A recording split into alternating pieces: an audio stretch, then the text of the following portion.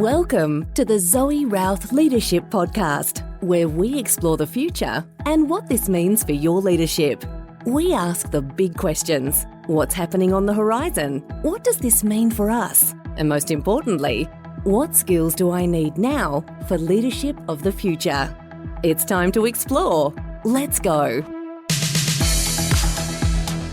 Hello, and it's Zoë Routh here. Welcome to the show. I'm delighted to be in your ears for yet another week. Guess what's happening on Planet Human? Interesting little tidbit for you. Microsoft has had a market capitalization valuation at $3 trillion. I feel like putting my little pinky finger to my mouth and going, $3 trillion. That's huge. It is now bigger than Apple, and this is largely due to the investment and partnership it has with OpenAI. Alongside of that, talking about big companies, NVIDIA, that little dark horse, which has leapfrogged Alphabet in terms of its market capitalization. And Alphabet is the parent company of the likes of Google. So it is bigger than Alphabet. What is NVIDIA? They're the ones providing the AI chips. So chips that can handle all the computer generation for artificial intelligence. So what does this mean for you? I'm mulling this over and looking at the trajectory of this as a leadership futurist, going, this is a lot of money that private corporations, well, they're private, not private, public, corporate, commercial companies owning a lot of money, bigger than many nations. This is where power sits, wealth and power in fewer hands and fewer accountabilities in non-elected hands. Even though you could argue as a public company, they have shareholders, they elect, they have votes, they don't necessarily elect people. Yeah, it's not the same. It's not the same as having a democracy that elects representation. So what does this mean for our world going forward? And I'm exploring this idea in my next novel, which will be novel number 4 in the Gaia Enterprises universe, tentatively called Olympus Rising. Now, the book that's about to come out is called Olympus Bound. And so it's the book that comes after that. So yes, as you are waiting for novel number 3, I'm already at work on novel number 4. And in that book, it's exploring the idea of power and how it's manifested in different ways. And one of the ways it's manifested is in these big, large corporations having a seat at the international table. And that's been happening also behind the scenes around the world. But it's sort of in my novel, it becomes more overt. In any case, there's a lot of power and resources concentrated in the hands of very few people. And we need to look out. We need to be mindful of that. How are we showing up as leaders, and are we comfortable with all that? How do we make sure there is not abuse of power in the hands of the few that control so many resources that affect so many of us? Okay, that was kind of a scary intro, but that's sort of where I'm thinking and exploring, and my research is taking me. On Planet Zoe, at the moment this week, I'm pre-recording this, and as we speak, I am out on expedition. I am doing an outdoor experiential program with Outback Initiatives, long-term partners and friends of mine, and we are delivering a leadership program for the Peter Cullen Trust, the Science to Policy Leadership Program, which is a lot of fun. So we are doing outdoor experiential activities with these new up-and-coming water scientists who are aiming to take leadership roles and developing policy based on their science, which is very cool. Now, my question for you this week is, how can we become more calm and influential? And my guest is Pavini Moray, and she has 30 years as an educator, activist, and somatic coach. She's author of How to Hold Power, a somatic approach to becoming a leader people love and respect. And we have a fabulous conversation about what is somatic leadership, which is basically paying attention to how we show up in our bodies, how our bodies inform what we do, and what we can do with that information that our bodies provide to us. So without further ado, here's Pavini. All the way from Asheville, North Carolina, welcome to the show, Pavini Moray. Thanks, Zoe. It's good to be here. In fact, it's Dr. Pavini Moray. Dr. Pavini Moray, that's correct. Wonderful. Well, I have lots of great questions for you. I've been really excited about this conversation. Your book title intrigued me, How to Hold Power, a Somatic Approach to Becoming a Leader People Love and Respect. how to hold power is a powerful concept, which I'm hoping we're going to dig into. First of all, though, a little bit of how did you get into this line of work?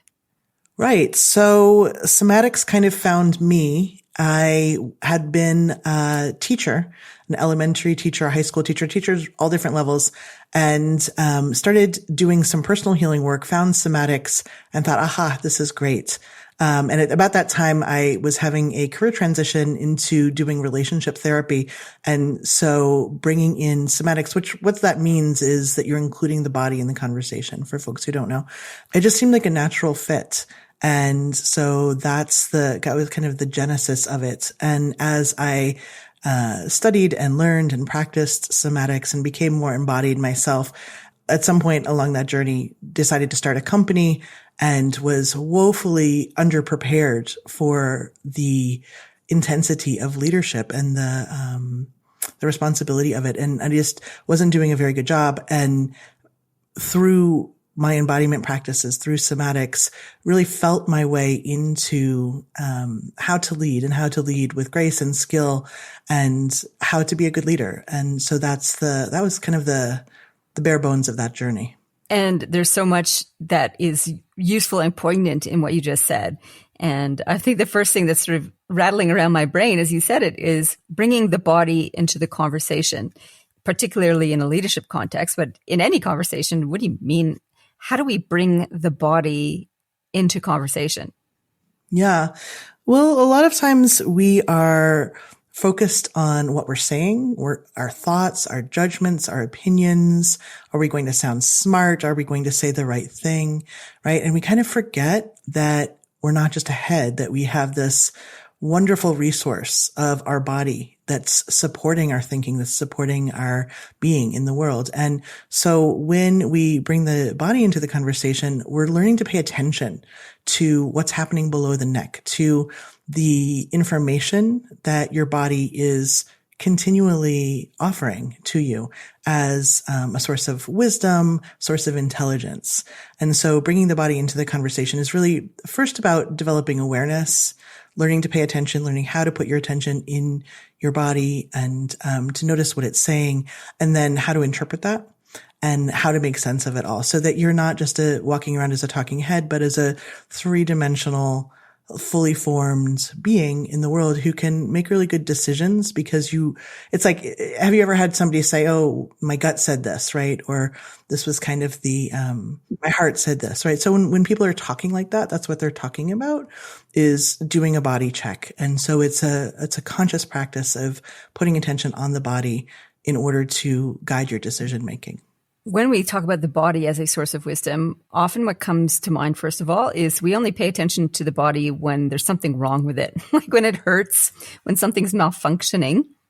And that's not the only source of wisdom. I mean, pain is an expression of you need to do something to correct this. Otherwise, your body will suffer the consequences, whether it's putting your hand on the stove and going, that hurts, not a good idea, or dealing with an illness.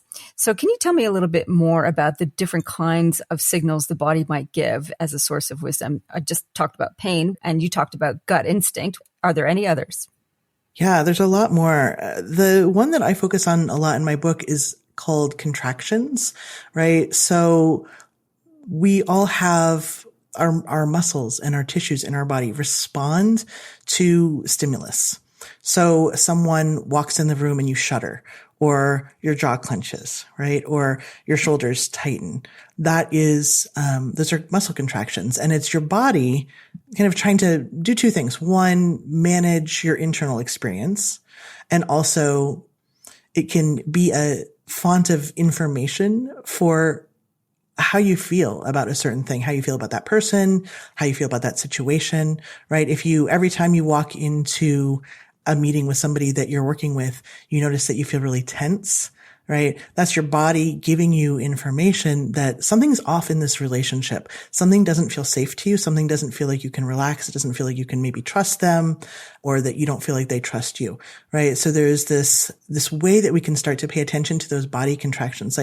And a lot of times I think the conventional wisdom is, well, just relax, right? If you notice you're tense, take a deep breath. Relax. And I don't think that that's always indicate it, because that information, it's like if we're forcing our body to relax, if we're forcing ourselves to take a deep breath, we're overriding that important information that our body's trying to tell us. So in how I look at it, these contractions, they're not bad. They're kind of value neutral, right? But it is our body conveying something that we could choose to pay attention to. And then with that information, perhaps we make a better decision. I'm finding that really interesting. So it is countercultural in some ways, as you say. We're just told, okay, if you feel tense, take a deep breath, relax, ease into it, open yourself up. So what is the process then? If, let's say, I would go into a meeting, as you described, I feel a contraction of some sort, whether it's my shoulders get pulled up or I feel like my face gets a bit contorted. How do then I take a moment to understand the information? Is there a process to that? Do you have to practice at it? Can you explain that a little bit, please? Sure. Yeah, you absolutely have to practice. I think that developing somatic awareness is a choice that we get to make, right? It's not something, I think, especially in business, that we're guided into, right? We're kind of steered away from our sensations, steered away from our emotions, taught to be more logical and think things through from an intellectual perspective. So when you are developing somatic awareness, you are literally turning your attention towards what's happening inside my body. And like you said, you notice the contraction, right? And instead of trying to release it, instead of trying to get it to go away, you get curious. You cultivate a curiosity about like, oh, that's interesting. I noticed that there's tension. And so this is also going to sound really counterintuitive. Like, what happens if you increase that maybe by 2 to 5%? So actually turning up the contraction, right? If I'm noticing I'm tense and I turn up the contraction, I like consciously do it. Like, oh, I'm not breathing. Oh, I noticed that I don't really want to be doing this. That's interesting, right? And then you don't have to keep it turned up, but there's this taking that moment to name what's happening inside you, even just to yourself, gives you the space for A, that wisdom that we're talking about, but B, more of your humanity to be present. Like more of who you are and your awareness and what you're noticing to come online. And I think as leaders, that's really helpful. I can give you an example if you want. Yeah, please. Yeah. So when I had my company, I realized that there was a person who was on my team.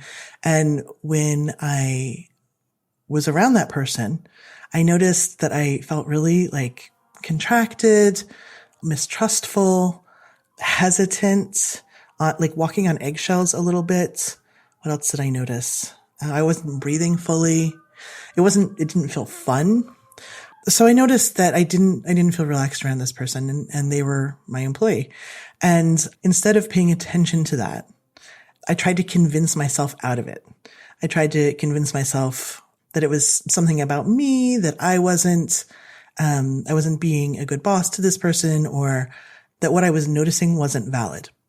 And when that person left, they created a lot of noise in our company, and it was not a pleasant situation. And I was like, oh, right. I knew that weeks ago, and I didn't address it.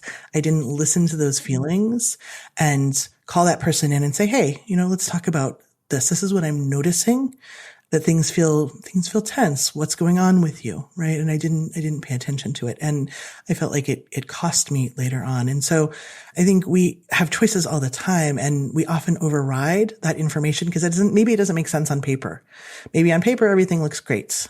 There's nothing that you can really point to, but our bodies are picking up on so much more information. This isn't necessarily, when people start to come into somatics, it can sound really woo to them, like, oh, that's magical, but it's not. It's that our bodies are picking up on so many more points of data than our brains are, right? And so even though my brain couldn't say what was wrong in this situation at the time, my body knew something was off, right?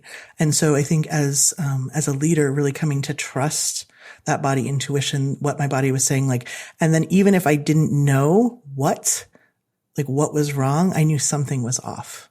Right. And so I think that that's a big point of coming into body trust, is learning that even though we don't know yet what's wrong, something's wrong and our body's picking it up. And it's interesting how long we can ignore those signals because we want to avoid whatever the perceived discomfort is. Like, for example, in that something's off with your employee, maybe like you, or maybe you, maybe like me. I've had a staff member where things have been edgy and I've just put up with it for a long time because I didn't want to have the difficult conversation, which would, in my projection, would be more uncomfortable than just putting up with the behavior that was difficult. And it's a mistake, and your body just keeps giving you those signals until you have to pay attention. Now, sometimes this manifests as an illness or as a stress or burnout, which you talk about as well. Can you speak a little bit to that? What happens when we ignore the signals? Does it lead to stress and burnout, or have I got that wrong? No, I think that that's spot on. Yeah. So, early signs of burnout, I call them the I don't wannas. I don't really want to do that. Or like, oh, I'm procrastinating that. Or like you take some time off. You're like, oh God, I just need a break. And you take a week off and you go back and you're like, oh God, I don't feel any better. Right. So there's that's the early stage of burnout. And as we push through, as we ignore the cues, the quieter voices, the more subtle information that our body is cueing us into, it has to get louder.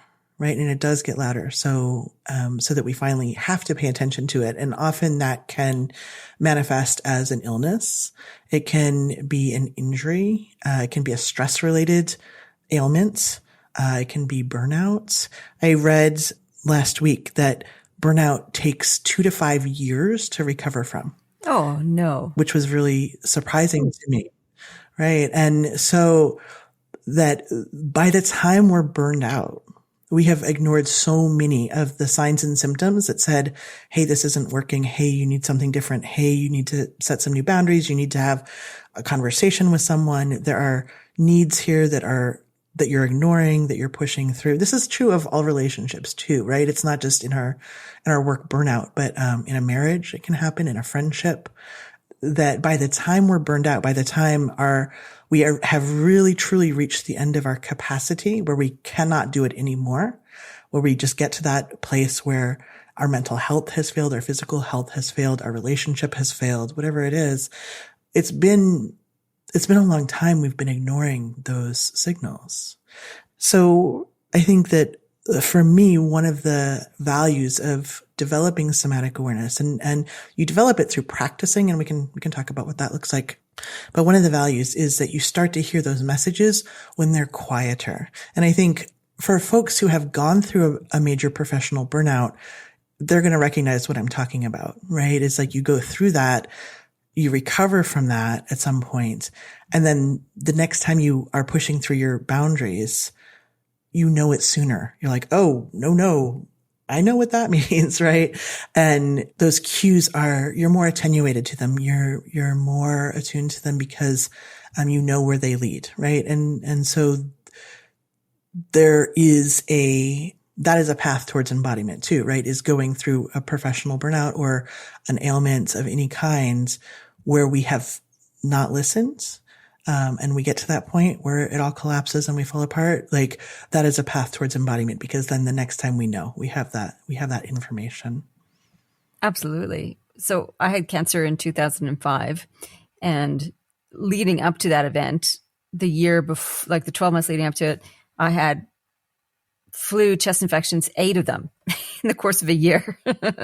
And my body was so run down because I was ignoring so many different signals about how I was operating at work and how I was dealing with things, until finally I was completely laid flat for a good 6 months, and took a couple of years to recover from the treatment and the disease. And yeah, that sort of stays with you. You're like, you don't want to go back into that tunnel, if you like. And so that has really helped to help reinforce the practice of setting effective boundaries, getting clear on what you want, paying attention to when the body doesn't feel right and following through and interrogating that, because the equation of the pain of finding out is less than the pain of having to deal with something if it gets worse. So that imbalance gets tilted after an event like that. Whereas before, I think it's like ignore, because trying to deal with it seems too insurmountable. Whereas it flips after you go through, or I found it flipped for me anyway, after going through something like that. Better to know early, deal with it, because you can deal with it, than to ignore it and let it become something bigger than what you were able to deal with. So I love that. I want to explore your relationship to power, like the title of your book, How to Hold Power, the Somatic Approach to Becoming a Leader. So what do you mean by holding power? So when somebody comes into leadership, they are stepping out of just being a regular Joe on the bus. So you come into leadership, you have a new title, you have people who you are responsible for, but it doesn't always feel necessarily different. You have accomplished a goal, perhaps, but you don't necessarily feel like anything has changed. It's like, I remember when I woke up on my 16th birthday, super excited to be 16, and didn't feel any different. I was like, wait, what is this? This is not what I was signing on for, right? It had been built up to such a thing, but I didn't feel any different. And so when somebody steps into leadership, it's kind of the same, right? Like you hold more institutional power, organizational power. You have more responsibility, and your impact increases. And so the impact that you have on others increases because you are now in power. You're holding power. And that means that there's an exponential impact factor, but you don't necessarily know that. And so we have to learn that we are now not just a Joe on the bus, that we are now a leader who is having a greater impact than we previously did yesterday, right? And so when we're holding power, we're learning to feel how our power impacts others. So if a coworker says to you, God, that report you turned in, it wasn't the best, that's whatever. They're just having an opinion. But if your boss says that to you, like, I didn't like that report, like, you're going to feel that much differently, right? But your boss isn't necessarily feeling the impact that they're having on you. So when I'm writing about how to hold power, I'm writing about learning to feel how our power can affect someone with less power who we are responsible for. And when we think about this, like, if you have ever been in a situation where someone has had more power than you, you are deeply aware of it, but it doesn't necessarily go the other way, that they are deeply aware of it, right? It doesn't feel any different to them. So I'm proposing that there is a embodied way to experience the power that you have, that you can learn to actually feel it so that you can be more responsible, more ethical, but also like more effective in how you relate to those who are reporting to you. I think that's a really important tip and insight for people. Dr. Keltner talks about this extensively in the Power Paradox, and how the advent of authority and power actually changes your biochemistry. It causes us to be more impulsive, to be less empathetic, because we get so energized by this ability to wield power. It's very thrilling that we tend to start wanting to hang on to it, and we lose our sense of service. So what are your tips in terms of helping leaders hold power in their bodies in a way that prevents them from sliding into the pitfalls of power and keeps them in service to others and keep others in front of mind? What are your tips for that? Yes. So the first is about developing somatic awareness, and that's through a series of attention placing practices that you do. So I want to come back to that in a second. But the other piece of it that I want to talk about is listening. So let me talk about the somatic practices first. So for example, I had a client once who was a marathon runner, and they spent hours of their week running, but they didn't feel their body when they were running. They weren't paying attention. They would run with headphones. They would listen to music, podcasts, whatever. And they were actually running incorrectly. And they were running in a way that injured their body. And then they worked with a physical therapist who specializes in sports medicine and had an analysis of their running patterns and had to learn to run embodied, which was completely different than the way they'd been running. Right. So instead of checking out when they were running, they had to be checking in when they were running. How are my feet falling? How is my hip moving? How am I lifting my knee? Right. And so that is a way to understand the difference between you're doing an embodied activity, right? Running either way, but in one, you're present. You're paying attention. You're noticing what's happening inside your experience. And the other, you're just checking out. And so I would say that that is the first way, is to develop practices where you're paying attention, where you're noticing, you're doing body scans, you are practicing being three-dimensional, you're practicing observing, you're practicing noticing, naming. What does that mean to practice being three-dimensional? Oh, great question. Yeah. So we are three-dimensional, right? We have a dimension of length, our full length of our body, and our full width of our body, and our depth. But a lot of people walk through the world feeling really two-dimensional. They don't feel their depth. They don't feel the back to front aspect of themselves. So there are practices like breathing, where you're taking a breath and you're expanding along your length. And then the next breath, you're expanding into your width. You're expanding your lungs to the edges of their capacity and the width of your body. And then the third breath is breathing into your depth. So breathing and expanding your lungs from back to front, right? That dimension of your body. So like that's a simple practice, right? Of breathing in a three-dimensional manner. But there's also a way of bringing your attention. It's like, okay, can I feel my length as I'm walking down the street? Yeah. Okay. I can feel my length. Can I feel my width? Yeah, I can feel that. Can I feel my length and my width at the same time? Okay, yeah, I can feel that. And can I now feel my depth? And can I feel my depth at the same time I'm feeling my length and my width? Can I get that sense of my whole body happening at the same time? Not just the outline of it, but the grist of it, the meat of it, right? That whole experience of being a mammal moving in space. So that's what it means to be three-dimensional. Okay. Thank you for clarifying that, Pavini. That's great. So listening, yeah. So explain to me how listening is a stepping stone to helping us embody power better.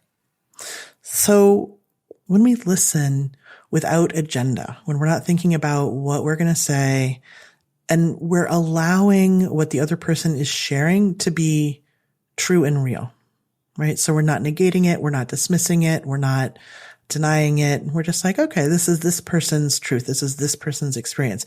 It's a different way of listening. I call it listening from your back body, right? Because you're kind of like, you're in your depth, you're in your back body, and you're allowing whatever that person is sharing to just be true for them. You don't have to agree with it. You don't have to even believe it, right? But what you're believing is that what this person is sharing is true for them. And so when we're listening without agenda like that, there's more space, there's more creativity, right? Because we're not hearing the person through our filter of what we need or what we want, but we're hearing their expression of their humanity, of their experience. And when we do that, there is, even if we don't agree, even if we don't like what they're saying, even if we think it's like ridiculous, whatever our judgments are, we can also have more spaciousness for that person's experience, right? Okay, I'm sitting across from you and I'm hearing you talk about how you don't like my leadership and how this is painful for you. And I'm just appreciating that A, you're sharing it with me, and B, like that's your experience, right? And so there is, when we're listening like that, what can happen next is greater empathy, right? We can have, if we're not caught up in our own stories about that person, right? We can have greater empathy. And when we have greater empathy, it doesn't mean that, we necessarily do what they want us to do, right? But it opens our options. It gives us more available resources to make a decision about how to move forward, right? So when I'm talking about leadership, and I think that great leaders listen first. I think they are deeply interested and curious about the experience of other humans, right? And they use those experiences to inform their vision. So the listening, without all of that other stuff that we're usually doing when we're listening, it makes more space for connection, like just human to human connection. And then it gives us more information of what we might want to do next. Okay. Thank you. I think that's really helpful. And it is a practice, absolutely, to calm down the inner dialogue in your head, to be fully present to somebody else. I like your idea of breathing into your back body so that you create space for more information from the other person to come in. One of the things that's out there, and you may talk about this a little bit, is trauma-informed workplaces. It's something I've been hearing come up in leadership training programs and in different areas, saying that we need to have a trauma-informed workplace. What does that mean? And what do we do with it? Yeah. So to be trauma-informed means to be aware that every person who reports to you has trauma, including you. You have trauma. Everybody has trauma. And what trauma is it's a experience of overwhelm in your nervous system that didn't get resolved. So there was a time perhaps where something happened, someone said something, and you had a lot of survival response come up in your system. So you had a fight response, a flight response, a freeze response, a fawn response. You had any number of survival responses, and you were in a situation where you were unable to complete that response. And so that's what happens. That's trauma gets stored in our bodies, in our tissues as incomplete survival responses, right? And so this has happened to all of us at some point. And so for some people, it's like a particular experience. For some people, it's more endemic, something that they live with for a longer period of time. It comes from all kinds of different situations. And I think it's really important to know that what is traumatic for one person might not be traumatic for someone else, right? It's very specific to our system of what is too much for us.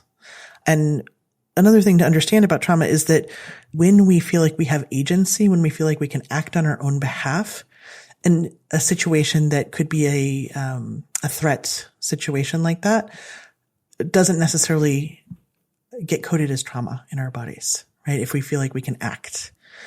So a trauma-informed workplace is first and foremost just recognizing that everybody has trauma and that we bring it with us to work, right? Because we bring it with us everywhere we go. We bring it to every relationship we're in. And some people do a lot of work to address their trauma and to heal it, and some people don't.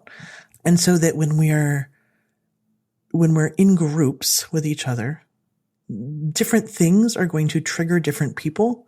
And there's no space that is, could ever be a no trigger space. Like it's just not a thing, right? People are going to get triggered at work. And what a trigger is something that happens now that reminds somebody of a past traumatic experience. And when we're triggered, our brains get hijacked and we're out of the present. We are in the past fighting that dragon that attacked us when we were 6, right? And so developing a trauma-informed workplace also is really about creating a culture of consent where we're checking in with people. We're checking in with how they're doing. Like, are they consenting to this? Do they feel like they have agency, or do they feel trapped? Do they feel like they are forced and that they have no choice? Now, it might be that whoever is the leader in that situation isn't doing anything wrong, right? They're not doing anything wrong, but the person who is responding to that feels trapped, right? And so creating cultures where we normalize, people have trauma, we normalize, people get triggered, and we have skills and practices for what to do when that happens at work. And I think the last piece around it is just sensitivity and kindness, willingness to believe that somebody's experience is real for them, whether or not it's true for you. And so we can create these trauma-informed cultures that are based in principles of people getting their individual unique needs met. I think there's elements of what you're sharing that I love, and there's elements that are challenging for me.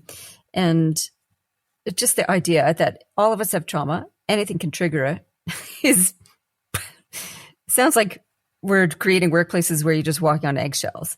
That's my first reaction. And then that is tempered by what you said. We can develop the skills to handle these experiences where something happens, somebody says pomegranate, and that reminds you of an incident where you were hit in the head with a pomegranate or, assaulted with a pomegranate, and all of a sudden you're taken straight back there. And if we have the skills and resources to process that energetic response, a somatic response in our body, then we can move through that. I like that component. Do you have the similar concerns that if we have a trauma-informed workplace, we might move to the place where we can't do or say anything for fear of creating negative responses for people? Yeah, I don't know that I have that fear. I think what trauma asks of us is to contract, to think that we do not have the power or the skills. It asks us to make our lives smaller. It asks us to not say certain words, to not use certain gestures. And I am not of the opinion that that is a healing response, right? Like the triggers that I have want my life to be very small. I, Pavini, do not want my life to be very small, right? And so we can't be afraid of getting triggered, right? We can't walk on eggshells around each other. It's not feasible, right? What I want for us all is to have the skills to get triggered, to know we're triggered. And then how do we come back from that trigger?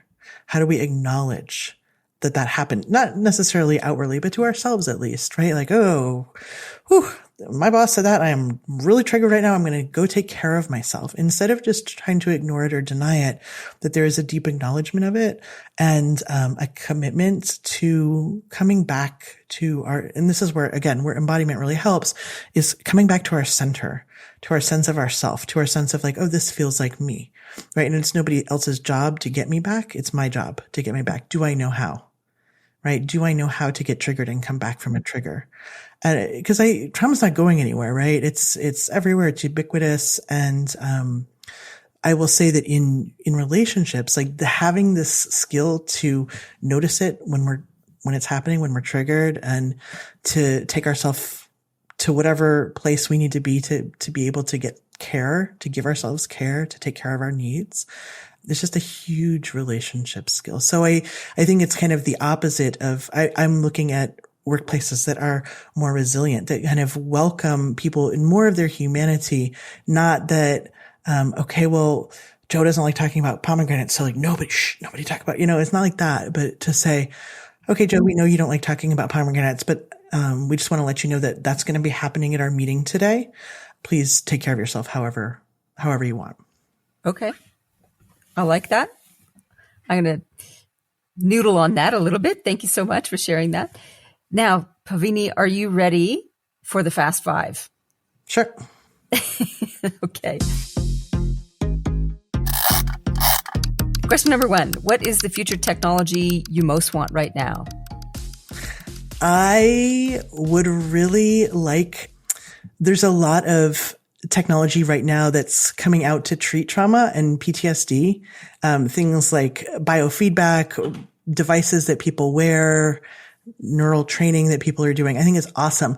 I see that as very necessary, but I actually want more empathy, right? And so what are the technologies that help us tap deeply into our self-empathy and also our empathy for others. And I think it would be really cool because I'm kind of bored with trauma, to be honest. I've focused on it for a long time in my career. And I know that it needs support, but I'm also interested in what is our human potential and where could we get with, and how could we use technology to create more love and empathy?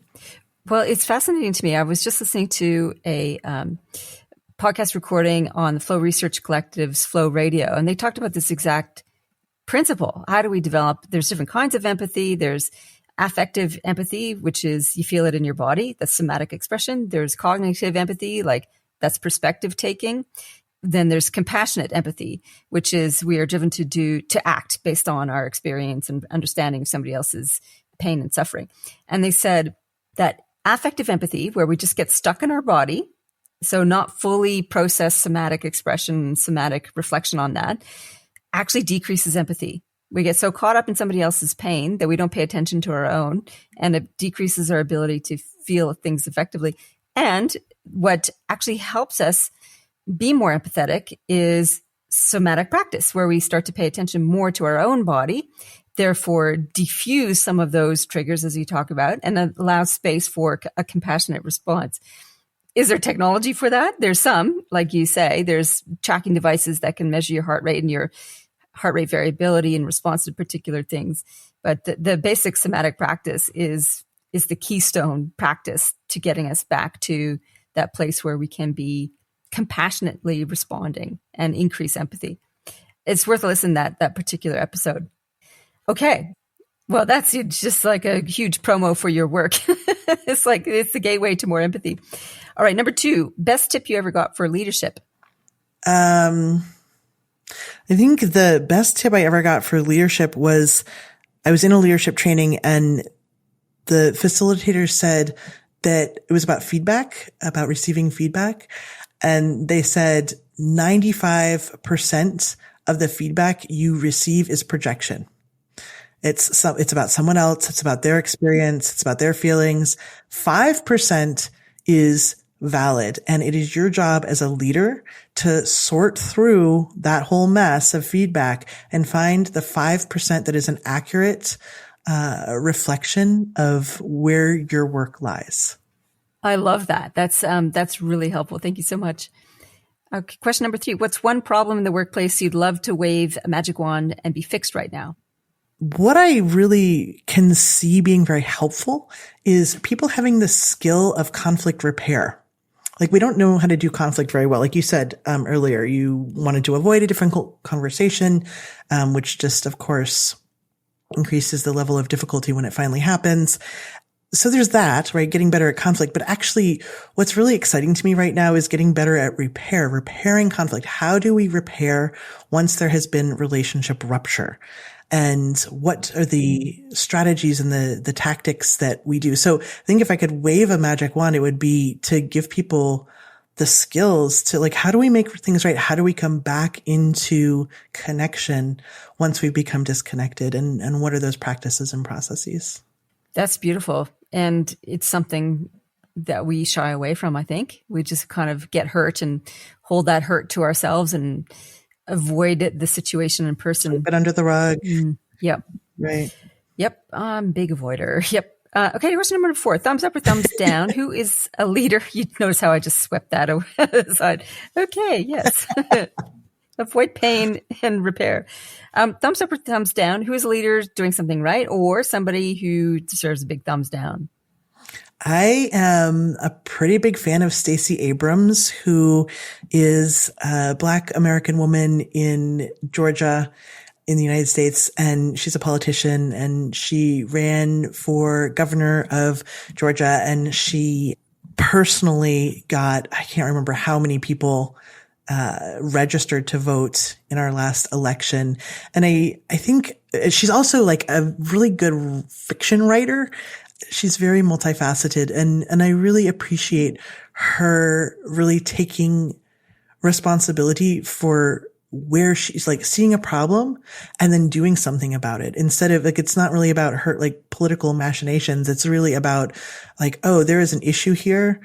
This voter registration thing in the South is a big deal. I am personally going to be responsible for this. And I think that for me as a leader, like seeing other leaders not do something for personal gain, but because it's a problem and somebody's got to do something. And so I have the authority and I have the power to do it. So I'm going to do it. It's very powerful for me and inspirational. Yeah. She's rockin' chick. That's for sure. Stacey Abrams. Thank you so much. And number 5, what's your favorite leadership book or podcast aside from the Zoë Routh Leadership Podcast? Well, yeah, clearly this one. I have really gained a lot of my own understandings around power from the work of Starhawk. And so it's not a podcast, but I would say her book that really taught me the concepts around power that I understand and where I ground my work is Truth or Dare. And in it, she's exploring, like, how do we do power together? How do we share power in groups? How do we talk about power? How do we name power? How do we look at the different dynamics of power?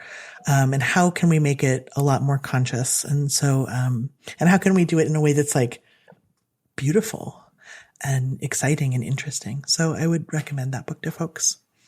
So that's Starhawk, did you say? Starhawk, yeah.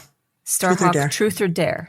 Yeah, I think the subtitle is like, subtitle is Authority, Power, Encounters with Power, Authority, and Mystery. Perfect. Thank you so much. I'm going to look that up. That's terrific.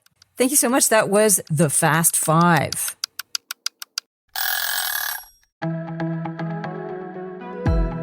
The Zoë Routh Leadership Podcast is proudly sponsored by the Amplifiers Academy. It is an online self-paced leadership development program that you can join at any time and progress at your pace.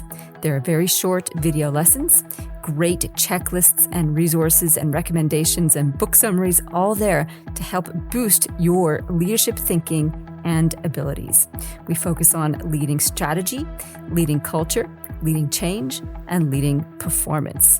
So if you want a go-to resource that can help boost your strategic abilities immediately, check us out, Amplifiers Academy, on the ZoeRouth.com website. See you there.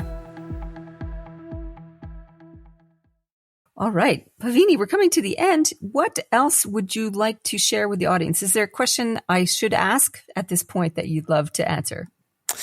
I think it behooves us to really consider where we have power in our lives. A lot of us feel disempowered, right? We feel disempowered by our elected officials. We feel disempowered by the systems of oppression that we live under, like capitalism and racism. And so we feel powerless, and powerlessness is probably the thing that we try to avoid feeling the most. Is we will do anything to avoid feeling powerless, but yet we feel it all the time. And so I think it is really helpful for us to think about, like, okay, where do I have power within? Where do I have my personal power? Who do I have influence over? And that might be a very small circle of people, but it matters, right? Like, I love the kind of the anarchist, each one teach one philosophy, right? That who we are and the things that we say really matter in ways that are beyond what we know. I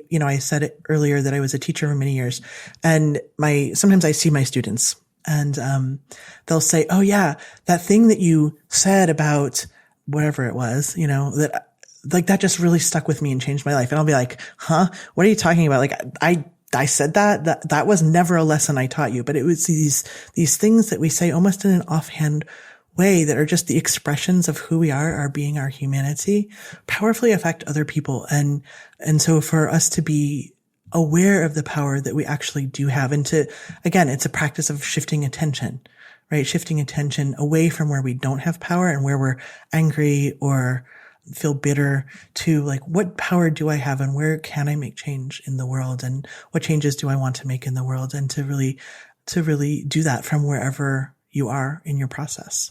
I love that. Each one teach one, and the power of seeding magic moments for people by just being fully expressed as who we are. That's right. I love it. Pavini, this has been just beautiful. Thank you so much for sharing all your well-earned wisdom, and the work that you're doing in the world is fabulous. So thank you so much. It's been terrific. Likewise. Thank you so much, Zoe. Well, that was really awesome. I learned quite a bit there about trauma. I don't even like that word so much. It's more about pain. We all have pain in our lives, and sometimes we've learned to process it, and sometimes we haven't closed the loop on that. And so we have these memories that get poked inadvertently, and we have the same biochemical reaction we had at the time. And learning how to pay attention to that is really important. So my key takeaway is to go back to the fundamentals. And the fundamentals are breathing, meditation, body awareness. So doing body scans to figure out, how am I feeling today?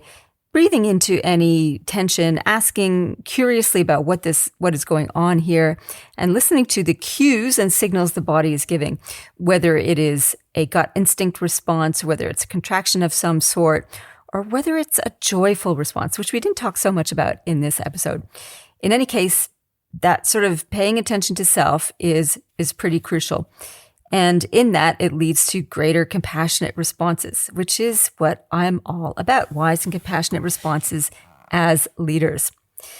The tip for you comes from my very first book, Composure, which I didn't have the language for this, but it is all somatic practice, or a lot of the book is about somatic practice and about being an embodied, centered leader. That's the subtitle of Composure, How Centered Leaders Make the Biggest Impact. And part of the book, we talk about feeling into the feeling exercise, which is a somatic leadership practice, which is paying attention to the feeling you're experiencing in your body, visualizing it, breathing into it, imagining its shape, texture, color, and temperature, and just sitting it. Imagine yourself sitting in that emotion, that shape, that texture, etc., breathing into it, observing it, and creating some space in it, and then breathing out, taking your imagination through the end or bottom of that particular image. That is a flash whirlwind view of how to do feeling into the feeling exercise. And what happens is it dissipates the energy, and it allows us to then reflect on what caused that energy. What was the source of that? Sometimes it's difficult when that energy is all bound up inside of us as a contraction or as a blockage. So when we breathe into it, we can get access to it a little bit more. So that's just one of the practices in Composure that help us lead a more centered leadership presence. Does that even make sense? That help us to be more centered as leaders so that we can embody power better and that we can be more influential, which is what we all want. So coming up next on the show, we have Ajay Malik, who is going to be talking about AI in business. Yep, we're back to brass tacks, strategic brass tacks about how artificial intelligence can be incorporated into our business strategy and our business practices. Love it. It's very useful, hands-on conversation that we have next week. So if you're enjoying the show, feel free to send me an email, Zoe@ZoeRouth.com, or reach out on the socials. I'm spending a lot of time on Threads these days as an author exploring books. Speaking of which, Olympus Bound, my third novel, including Terra Blanca, Olympus Project, and now Olympus Bound is available for pre-order. Pre-order on my site for a special print run of a custom signed book with its own special bookmark. So you can order that directly from ZoeRouth.com. Click under books and you will find Olympus Bound there to pre-order. Or you can pre-order on Amazon if you don't want to pay the ridiculous international shipping if you're not in Australia. Okay, that's it for now. In the meantime, live well, lead well. You've been listening to the Zoë Routh Leadership Podcast. To find out more about leadership of the future or to contact Zoe, go to ZoeRouth.com.